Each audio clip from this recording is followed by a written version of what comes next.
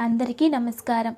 దక్షిణాయనం వర్ష ఋతువు భాద్రపద మాసం శుక్లపక్షం విధియ ఉత్తరా నక్షత్రం.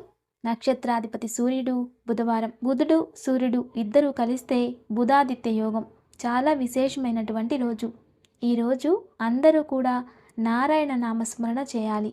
నారాయణ అంటే వర్ణనాతీతమైనటువంటి గొప్ప నామం. కాబట్టి అందరూ కూడా ఈరోజు మంత్రబలంలో భాగంగా ఓం నమో నారాయణాయ, ఓం నమో నారాయణాయ, ఓం నమో నారాయణాయ అనే మంత్రాన్ని జపించాలి. నారాయణ అనే పదాన్ని 3 భాగాలుగా విభజిస్తే ఒక్కొక్కటి ఒక్కొక్క అర్థాన్ని ఇస్తుంది. ఇచ్ఛాశక్తి, క్రియాశక్తి, జ్ఞానశక్తికి ఆధారం నారాయణ నామం. ఈ నామాన్ని జపించడం వలన మీరు అనుకున్నది, మీరు పొందాల్సినది, మీరు చేసిన దాంట్లో ప్రతిఫలం ఈ 3 అందిస్తుంది. కర్మ సాధనలో ఉత్తీర్ణులవ్వాలంటే నారాయణ అనుగ్రహం కావాలి. ఈరోజు నారాయణ నామానికి ప్రకృతిలో అద్భుతమైన శక్తి ఉంటుంది. కాబట్టి నారాయణ నామస్మరణ చేయడం వలన స్వామివారి పరిపూర్ణ అనుగ్రహం ప్రాప్తిస్తుంది. ఇక మంచి మాట. వయసులో అందరూ పెద్దవారు అవుతూనే ఉంటారు. అయితే పెద్దవారని ఎవరిని అంటారు అంటే అపారమైన ప్రేమ, గౌరవభావం, కరుణ ఎవరిలో అయితే ఉంటుందో వారే గొప్పవారు, వారే పెద్దవారు. ఇక్కడ వయసు అనేది ముఖ్యం కాదు. వారిలో ఉన్న భావన, అనుభవ జ్ఞానం, ప్రేమ అనేది చూడాలి అని శ్రీకృష్ణుల వారే తెలియజేశారు. అయ్యప్ప స్వామివారు విద్య నేర్చుకునే సమయంలో వారి గురువుగారే స్వయంగా అయ్యప్ప స్వామికి పాద పూజ చేశారట.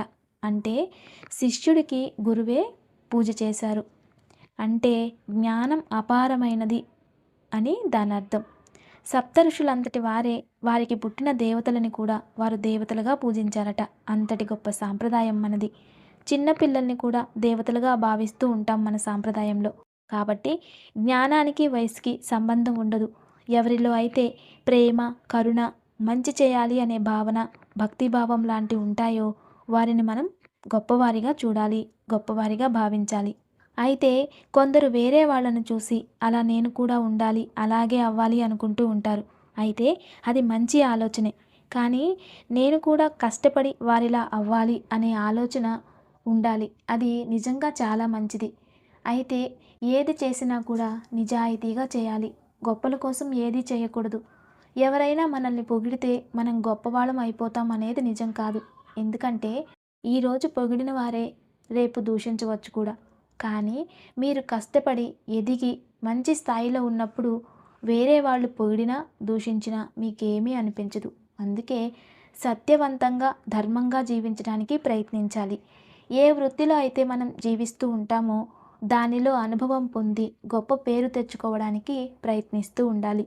ఇతరుల గురించి ఆలోచించడం మానేసి మీరు దేనినైతే అనుకుంటూ ఉంటారో దానిలో ముందడుగు వేస్తూ ఉంటే ఖచ్చితంగా మీకు మీదైన గుర్తింపు లభిస్తుంది.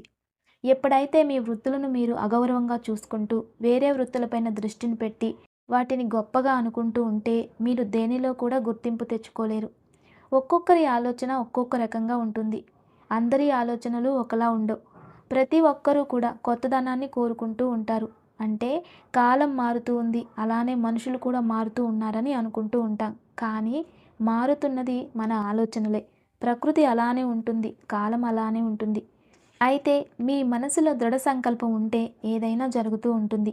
జీవితంలో జననం ఎంత నిజమో మరణం కూడా అంతే నిజం. అయితే ఈ రెండిటి మధ్యలో ఎన్నో జరుగుతూ ఉంటాయి. అయితే ప్రతిరోజు కూడా జ్ఞానం పెంచుకోవాలి, ఏదో ఒకటి తెలుసుకోవాలి అనే అవగాహనతో ప్రయాణం చేస్తూ ఉంటే ఖచ్చితంగా మన జీవితంలో విజయం కనిపిస్తుంది. అందుకే మీరు చేసే వృత్తిని ప్రేమించండి, మీరు చేసే వృత్తిని గౌరవించండి.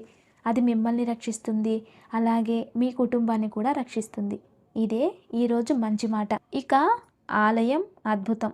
శిలలు అనేవి చాలా దొరుకుతూ ఉంటాయి. సాలగ్రామ శిల, కృష్ణశిల అని ఇలా దొరుకుతూ ఉంటాయి. అదేవిధంగా రత్నాలు కూడా ఎన్నో విధాలుగా కనబడుతూ ఉంటాయి. అయితే భారతదేశంలో పూర్వం నుండి ఏవైతే పూజనీయమైనవో వాటినే మనం పూజిస్తూ ఉంటాం. పూజ కోసం మనం కొన్ని విశేషమైన శిలలు తెచ్చుకుంటూ ఉంటాం. అయితే వాటిలో నర్మదా శివలింగం, శాలిగ్రామం, కృష్ణశిలల్లో కొన్ని శివలింగాల్ని తయారు చేయించుతూ ఉంటాం. అయితే వీటిలో సజీవం ఏది, నిర్జీవం ఏది అంటే ప్రతి ఒక్కటి నిర్జీవమైనదే అంటూ ఉంటారు. కానీ ఈ బ్రహ్మాండంలో నిర్జీవం అనే పదం చెప్పుకోవడానికి మాత్రమే. అయినా కూడా వాటిలో వ్యత్యాసాలు ఎలా కనిపిస్తున్నాయి అంటే ప్రకృతిలో దొరికే శక్తిని అవి స్వీకరిస్తాయి. ఒక ఇనుములో కూడా ఈ వ్యత్యాసం కనిపిస్తుంది. అంతేకాకుండా కొండపైన ఉండే పెద్ద పెద్ద రాళ్ళు కూడా పెరుగుతూ ఉంటాయి, కొండలుగా తయారవుతాయి. ఇవి ఘన పదార్థాలు, రాళ్ళు కాబట్టి వీటికి ప్రాణం లేదు అనుకుంటూ ఉంటాం. కానీ దాని లోపల ఏదో క్రియ జరుగుతూ ఉంటుంది, అందుకే అవి పెద్దగా అవుతూ ఉంటాయి. అలానే జీవితంలో ఆలోచించే విధానాన్ని బట్టి మనం అర్థం చేసుకునేవి ఎన్నో ఉంటాయి. అలానే అద్భుతాలలో కూడా మనం ఆలోచించే విధానాన్ని బట్టే మనకి అర్థమవుతూ ఉంటాయి. ఇలా ఒక అద్భుతమైన దేవాలయం. ఈ దేవాలయంలో అభిషేకం చేస్తేనే వర్తమాన కాలంలో ఉన్న వస్తువులు భూతకాలానికి వెళ్తాయట. సాధారణంగా అయితే నెయ్యిని వెన్నగా మార్చలేం, కానీ ఈ దేవాలయంలో అభిషేకం కోసం నెయ్యి వేసి రుద్దుతూ ఉంటే అది వెన్నగా మారిపోతుందట. దీనిని వైజ్ఞానికంగా కూడా నిర్ధారించారట. అటువంటి దివ్య క్షేత్రమే శివగంగా క్షేత్రం. ఇది కర్ణాటకలో గంగాధేశ్వర స్వామి వారి దేవాలయం. ఇది బెంగుళూరుకి దగ్గరలోనే ఒక కొండపైన ఉంటుందట. అయితే ధార్మిక విధి విధానాలకి నమ్మకమే మూలం కాబట్టి కొన్ని అద్భుతాలని స్వయంగా అనుభవిస్తేనే అర్థమవుతాయి. కాబట్టి వీలైతే ఈ ఆలయాన్ని అందరూ కూడా తప్పక దర్శించండి. ఇక ఆయుక్షేమం. ఈరోజు దివ్యమైన ఆయుక్షేమం. అనాస పువ్వు. ఈ అనాస పువ్వు వంటల్లో ఎక్కువగా ఉపయోగిస్తారు. ఇది సువాసనని ఇంకా ఆరోగ్యాన్ని కూడా ఇస్తుంది. దీనిని వంటలలో వాడడం వలన యాసిడిటీని తగ్గిస్తుంది. కడుపులో ఏదైనా సమస్య ఉంటే త్రేన్పులు లాంటివి వస్తూ ఉంటాయి. అలాంటప్పుడు దుర్వాసన వస్తూ ఉంటుంది. అలాంటి దుర్వాసన బ్యాక్టీరియాని ఇది తొలగిస్తుందట. ఇది డీటాక్స్ చేసే అద్భుతమైన ఔషధ గుణాలున్న పువ్వు. దీనిలో చాలా అద్భుత గుణాలు ఉన్నాయి. ఈ కాలంలో దాదాపు స్త్రీలందరికీ కూడా మోనోపాజ్ టైంలో హార్మోన్స్ ఇన్బ్యాలెన్స్ వల్ల చాలా బాధపడుతూ ఉంటారు. ఈ మోనోపాజ్ టైంలో ఋతుచక్రాలకు సంబంధించి వచ్చే ఏ సమస్యలనైనా ఈ అనాస పువ్వు దూరం చేస్తుందట. దీనికోసం రాత్రిపూట ఒక పువ్వుని నీటిలో నానబెట్టి ఉదయం ఆ నీటిని తాగాలి. లేదా ఉదయాన్నే ఒక పువ్వుని నీటిలో ఉడికించి చల్లార్చుకొని తర్వాత ఆ నీటిని తాగాలి. అంతేకాకుండా ఎవరికైతే నిద్రలేమి సమస్య ఉంటుందో వారికి ఎంతసేపైనా నిద్ర రాదు. అటువంటి వారు నిద్రించే సమయానికి అరగంట ముందు ఒక గ్లాసు నీళ్లు తీసుకొని అందులో 1 టీ స్పూన్ పౌడర్ కలుపుకొని త్రాగడం వలన మంచి నిద్ర వస్తుందట. ఇది జీర్ణశక్తిని కూడా పెంచుతుందట. కాబట్టి ఇది చాలా మంచిది ఆరోగ్యానికి. ఇక దివ్య పూజ. గురువారం చాలా విశేషమైనటువంటి రోజు. రేపు వరాహస్వామి జయంతి. వరాహస్వామి వారు ఈ బ్రహ్మాండ లోకంలో జన్మించిన రోజు కాబట్టి ఉదయాన్నే తలస్నానం చేసుకుని ఒక తెల్లని వస్త్రాన్ని తీసుకుని పసుపు నీళ్ళల్లో తడిపి ఆరబెట్టి దానిపైన కుంకుమతో ఒక గోళాకారం అంటే రౌండ్గా గీయాలి. దాని మధ్యలో పసుపు కుంకుమ అలంకరించి దాని మధ్యలో కాస్త తులసి దళాలు వేసి దానిని చక్కగా మూట కట్టి మహావిష్ణువు ముందు పెట్టి మహావిష్ణువుకి తులసి అర్చన చేయాలి. పూజానంతరం ఆ మూటని తీసుకెళ్ళి తులసి కోటలో పెట్టేయాలి. ఇలా చేయడం వలన వరాహస్వామి అనుగ్రహం ప్రాప్తిస్తుంది. వరాహస్వామి అనుగ్రహం ఉంటే ఇంట్లో కానీ చేసే వృత్తిలో అన్నింటిలో కూడా అభివృద్ధి ఉంటుంది. వరాహస్వామి అవతారం భూమాతని కాపాడిన అవతారం. అటువంటి వరాహస్వామి నామస్మరణ చేస్తే మన వంశాన్ని అన్ని విధాలుగా సర్వదా రక్షిస్తూ ఉంటారు. అంతేకాక మీలో ఉన్న మంచితనం, మీలో ఉన్న మంచి గుణాలు, మీలో ఉన్న ధర్మాన్ని కూడా కాపాడుతూ ఉంటారు. నేటి ఆలయ దర్శనం. విశ్వవ్యాప్తంగా నారాయణుని పూజిస్తూ ఉంటాం. సర్వం నారాయణమయం. అందరు దేవతలు, అన్ని శక్తి క్షేత్రాలు భగవంతునికి సహస్రశేరుష పురుష సహస్రాక్ష సహస్రపాత్ అంటే సహస్రశేరుష అంటే 1000 తలలు, సహస్ర అక్ష అంటే 1000 కన్నులు. అలా భగవంతుడు అన్ని చోట్ల ఉంటాడు. అయితే ప్రతి ఒక్క స్థానానికి తనదైన ప్రత్యేకత ఉంటుంది. అయితే ఇతిహాసంలో పేరు ప్రఖ్యాతులు చెందిన కాంచీవరం వరదరాజస్వామి ఆలయం 108 వైష్ణవ దివ్యక్షేత్రాలలో ఒకటైనటువంటి విష్ణుకంచి ఆలయాన్ని 1053వ సంవత్సరంలో చోళులు ఈ ఆలయాన్ని నిర్మించినట్లు చరిత్ర చెబుతుంది.